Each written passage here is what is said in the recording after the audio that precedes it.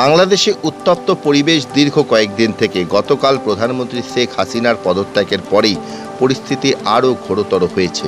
এরই মধ্যে যে সমস্ত ভারতীয়রা বাংলাদেশে ছিলেন তারা একে একে ফিরছেন দেশে, আবার যে সমস্ত বাংলাদেশিরা ভারতে ছিলেন তারাও একে একে তাদের নিজের দেশে ফিরে যাচ্ছেন।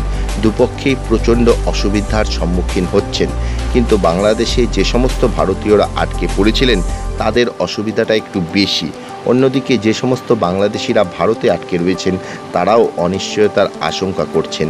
সব মিলিয়ে বেশ কিছু এই ধরনের মানুষ আমাদের ক্যামেরায় ধরা পড়ল। পরিস্থিতি বলতে আসলে শুনশান রাস্তার মধ্যে গাড়ি চালিয়ে আসা, হ্যাঁ, ড্রাইভাররাও তো ভয় পায়। এটা খুব খারাপ সিচুয়েশান ছিলই। তার মধ্যে রাস্তার মধ্যে যাই হোক কিছু ছেলে ফেলে আটকে যাই হোক হুমকি ধুমকি দিয়ে। কি হুমকি দিচ্ছে?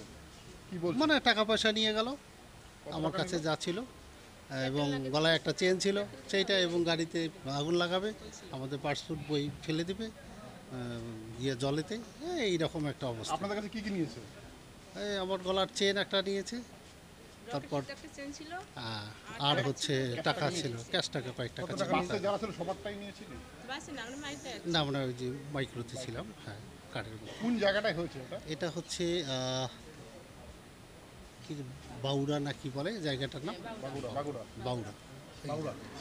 আপনার কি বাইক চালিয়ে আসছেন? না, বাইক না, কারে আসছি। আচ্ছা, প্রাইভেট কারে এসেছেন, মানে ভাড়া নিয়ে আসছেন। হ্যাঁ, সেই গাড়িটাকে আটকে দেয়? হ্যাঁ, আটকে দেওয়ার পর সেখানটা আমরাই ছিলাম ফ্যামিলি। না, যারা আটকে দেয় 10-12 জন ছিল।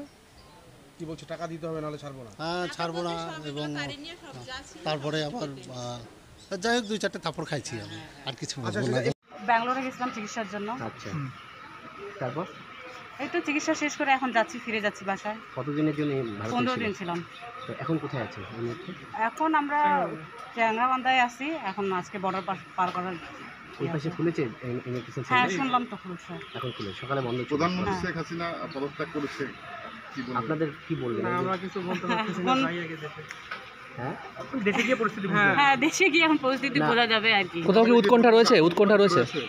হ্যাঁ, এখন যাওয়ার, এখন বলতে পারতাম যাই দেখি কি অবস্থা। এই যে ঘটনা আপনারা কি মোবাইলেই দেখেছেন, টিভিতে? হ্যাঁ, হ্যাঁ। কি দেখেছেন, কি জন্য শুনেছেন? পদত্যাগ করছে এটাই। এখন আপনারা কি চাচ্ছেন, মানে কি পরিস্থিতিতে কি চাচ্ছেন? আপনারা একজন নাগরিক। আমরা চাচ্ছি দেশের শান্তি বজায় থাকুক, স্টুডেন্টরা ভালো করে পড়াশোনা করতে পারুক, এটাই। আমরা আর কোনো ক্ষতি চাচ্ছি না দেশের, বা কোনো ইয়ারা মারা যাক, এটাও আমরা চাচ্ছি না। আপনি কি মনে করছেন এবার শান্তি আসবে? ইনশাল্লাহ, আল্লাহ যদি চায় তো সবই ঠিক হয়ে যাবে। ভারতবর্ষে এই যে চ্যাংরাবান্ধা কি ঠিক আছে? সমস্ত ব্যবস্থা পুলিশ দিয়েছে, হ্যাঁ, এখানে কি শান্তিপূর্ণ? হ্যাঁ, এখানে এখন পর্যন্ত কোনো অপ্রীতিকর অশান্তির কোনো খবর রয়েছে? না, সব শান্তি আছে। ক্ষমা করবেন। আচ্ছা, আনন্দ সংবাদ। এবার বিভিন্ন চিকিৎসার জন্য আর ভিন রাজ্যে পাড়ি দিতে হবে না। এবার ব্যাঙ্গালোর, হায়দ্রাবাদ ও কলকাতার বিভিন্ন সুদক্ষ চিকিৎসকরা কোচবিহারের মেডি ওয়ার্ল্ডে বসছেন। চিকিৎসা সংক্রান্ত যে কোনো পরামর্শ নিতে আপনারা যোগাযোগ করতে পারেন কোচবিহার পলিটেকনিক কলেজের ঠিক উল্টো পাশে মেডি ওয়ার্ল্ডে। এখানে বসছেন cardiologist Koushik Dasgupta, gastroenterologist doctor Kondal Reddy, physician doctor Kumarji Dutta ও ফিজিশিয়ান ডক্টর সুদীপ্তা চক্রবর্তী। আমাদের ফোন নাম্বার 9907129668 এবং 9735558111।